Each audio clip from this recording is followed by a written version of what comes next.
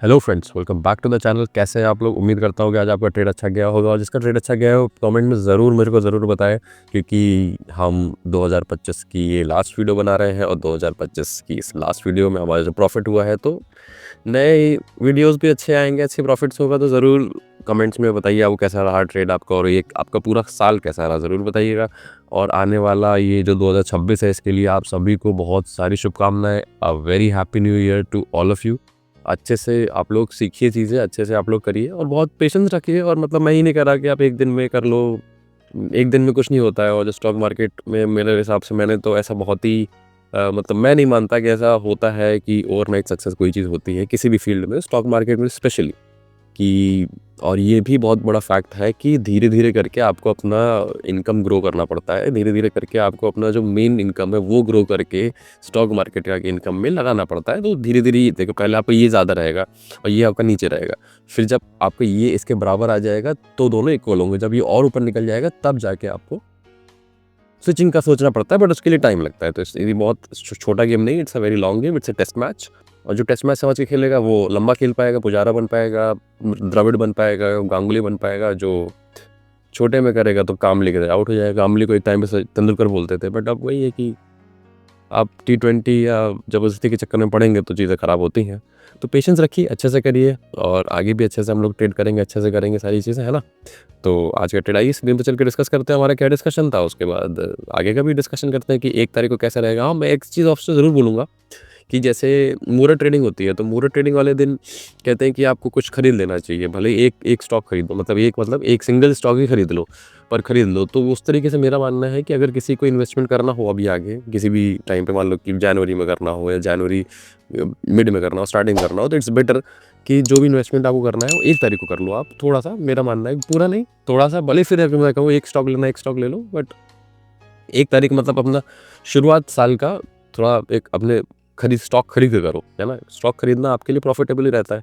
और किसी को अभी ना समझ में आ रहा कौन सा स्टॉक खरीदना है, क्या है, तो सबसे सेफ बेट जो मैं आपको बताऊँगा, जब आपको समझ में आ रहा है क्या लेना है तो बहुत अच्छी बात है।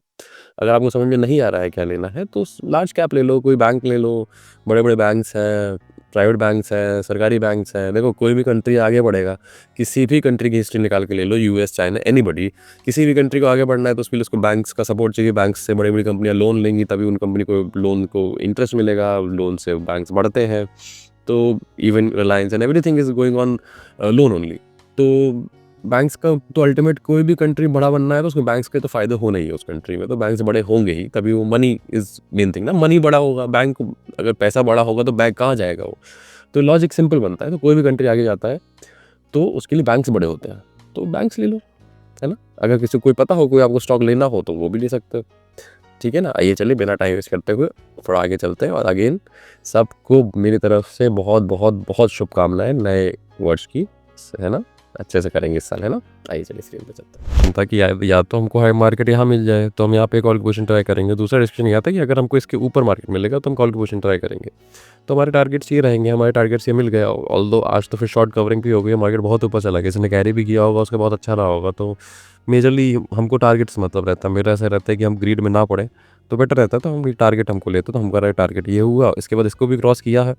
ये देखो यहाँ पे भी एक देखो, जहाँ टारगेट होता है हमारा वहाँ पे हमेशा एक कोई मूव देखोगे आप। ये देखो हमारा ये मूव आया है यहाँ पे, है ना? उसके बाद इसको जब ये फिर से स्विंग क्रॉस किया तो आप फिर से ले सकते हो, आपने यहाँ तक के ले लिया होगा, है ना? तो ये सब चीज़ें तो मतलब बहुत अच्छी थी, है ना? तो बहुत अच्छा रहा आज हमारा ट्रेड।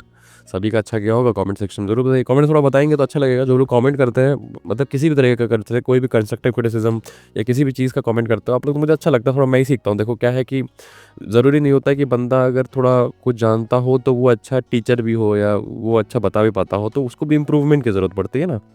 तो आप लोग सजेशंस देंगे तो मैं इम्प्रूव भी करूँगा। अगर आपको क्या अच्छा लगता है वो भी आप बताएँगे तो मुझे ये थोड़ा कॉन्फिडेंस भी आएगा कि हाँ, चलो कुछ चीज़ बेटर भी कर रहा हूँ मैं, है ना? तो एफआईडीआई डेटा एक बार डिस्कस कर लेते हैं। एफआईडीआई डेटा में देखो, मैंने आपसे हमेशा कहा है कि जब भी ये जो लाइन है, मिडल की लाइन, इसके नीचे बनता है तो नीचे का मतलब है ग्रीन बन रहा है तो मतलब कॉल सेल हुआ है, कॉल सेल का मतलब है ये बेरिश है। और रेड बन रहा है तो मतलब पुट सेल हुआ है, क्योंकि सेलर पर्सपेक्टिव से होता है ये पूरा चार्ट ग्राफ। तो तो इसमें क्या होता है कि अगर रेड नीचे है पुट की तरफ, पुट सेल हुआ है तो मतलब कि बुलिश है। तो जब भी सेलिंग पार्ट होता है, मैंने बहुत बार बोला है, हमेशा ही अपने वीडियोज़ में बोलता हूँ कि जब भी सेलिंग पार्ट होता है तो मेरा उसमें कॉन्फिडेंस ज़्यादा रहता है ना? अब बात क्या है कि आज देखो कोई भी सेलिंग पार्ट कुछ नहीं है। अब सेलिंग पार्ट ना होने की वजह, एब्सेंट होने की वजह से दिक्कत क्या आती है कि buying is like limited, limited loss, है ना? And selling is like unlimited loss. तो जब सेलिंग नहीं हुई है तो मैं नहीं मान रहा कि ये हमको कुछ इंडिकेट कर रहा है डेटा। आज मुझे ऐसा कोई डेटा मिला नहीं कि उसको हम इंडिकेशन माने किसी चीज़ का, ठीक है ना? तो ये इंडिकेशन नहीं है कि मार्केट ऊपर जाएगा कि नीचे जाएगा, तो इससे मतलब हम नहीं रखेंगे, ठीक है? अब नीचे भी देखोगे तो इतनी बड़ी सेलिंग कुछ ज़्यादा खास हुई नहीं है, बट अगर आप कैश मार्क कंपोनेंट में देखोगे ना, देखो एफ-एन-ओ डेटा में कुछ खास चीज़ नहीं है ना? अगर आप कैश कंपोनेंट में देखोगे तो आप देखोगे अराउंड 3500 करोड़ का फिर से सेल हुआ है। अब बात क्या है कि मार्केट इतना ऊपर बढ़ा है, उसके बाद भी सेल हुआ है, तो आपको साफ-साफ पता चल रहा है कि ये शॉर्ट कवरिंग की वजह से बढ़ा है ना? तो और मतलब एफआईज़ का ऐसा कोई इनपुट है भी नहीं, समझ रहे हो?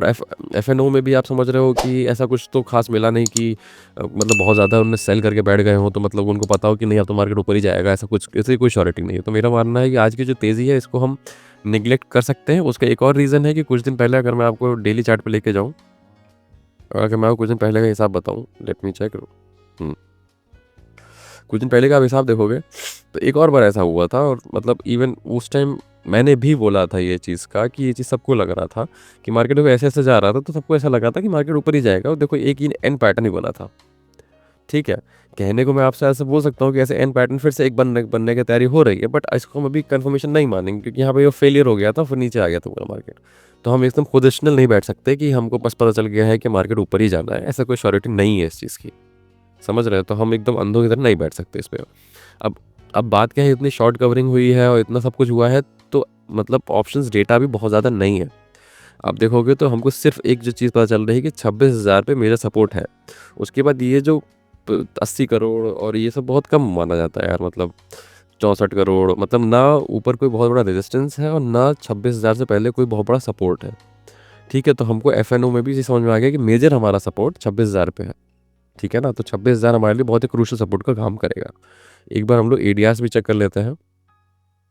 एडीआरस में भी अगर आप देखोगे तो कुछ खास नहीं है, क्योंकि 1% के नीचे कुछ खास एडीआरस मत मानो, फिर इतना कोई खास मूवमेंट नहीं आता है। 0.5, 0.1, 0.1, 0.3, इट्स लाइक कि साइडवेज ओनली, तो इट्स लाइक कोई खास मूवमेंट नहीं है। और यहाँ पे भी आप देखोगे तो इसीलिए कुछ खास ऐसा कुछ बना नहीं है कुछ खास। अगर आप देखोगे कि ये, अगर हम चार्ट को भी देखें तो भी आप देखोगे तो ऐसे करके साइडवेज ही जा रहा है, ऑलमोस्ट साइडवेज ही है दिख रहा है इसमें, ठीक है? तो आइए हम लोग एक तरीके से थोड़ा सा रीड्रॉ करते हैं लेवल्स, क्योंकि मार्केट ने फिर से, अब क्या है ना, बहुत सारे लेवल्स होंगे तो कन्फ्यूजन होता है, ठीक है ना? तो अब हम एक चीज़ को करते हैं, हम एक बार इसको हटा देते हैं, just a second, remove drawings, ठीक है?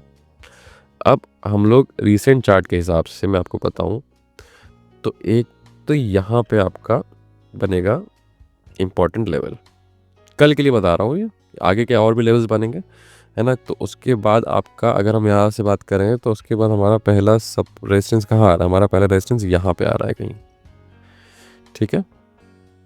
ठीक है ना? अब नीचे की तरफ जाएगा तो यहाँ पे एक इम्पॉर्टेंट लेवल बन रहा है, ठीक है? तो हमारे ये मेजर लेवल्स हो गए हैं कल के लिए। देखिए बहुत कॉम्प्लेक्स अगर दिखाऊंगा मैं आपको, बहुत एडवांस बनने की कोशिश करूँगा, मैं करता नहीं हूँ, बहुत सिंपल रखता हूँ चीज़ें, इसलिए लोगों को लगता है कि इतना सिंपल क्यों बता रहा है ये, अरे इसको मतलब पता ही नहीं होगा। बट अगर आप मेरे जो जितने भी सब्सक्राइबर्स हैं उनमें आप जब किसी को भी आप पूछोगे तो आपको पता चलेगा कि चीज़ें सही रहती हैं, सिंपल में करने की कोशिश करता हूँ मैं। अब देखो आपको यहाँ कहीं मिले तो आपको ट्राई करना है, अगर आप देखो तो ये पूरा जोन ही, इनफैक्ट आपको मैं बताऊँ, ये पूरा जोन हम एक तरीके से करते हैं, रुको, ठीक है? अब मैं आपको सिंपल बताता हूँ, आपको यहाँ फ्लैट मिले तो कुछ नहीं करना है आपको, ट्राई करना है कि जब ये मार्केट फिर से इस जोन में आए तो फिर आपको एक पुट की पोजीशन ट्राई करनी है, मैं आपको बता रहा हूँ, क्योंकि अब सही बताऊँ तो कॉल की पोजीशन अब सिर्फ इसके ऊपर बनती है, कॉल की पोजीशन इससे पहले नहीं बन रही है। इसके ऊपर अगर 15 मिनट कैंडल क्लोज देगी तभी कॉल की पोजीशन बन रही है, उससे पहले यहाँ कहीं कॉल की पोजीशन नहीं बन रही है, क्योंकि इतना मार्केट एक दिन में ही आपकी सारी पोजीशन ले गया है। वो ऐसे नाच के आता तो हम उसको कमाते हैं, अब वो पूरी ले जा चुका है, कोई मतलब नहीं बन रहा है। तो आप यहाँ पे आप पुट की पोजीशन लोगे, ठीक है?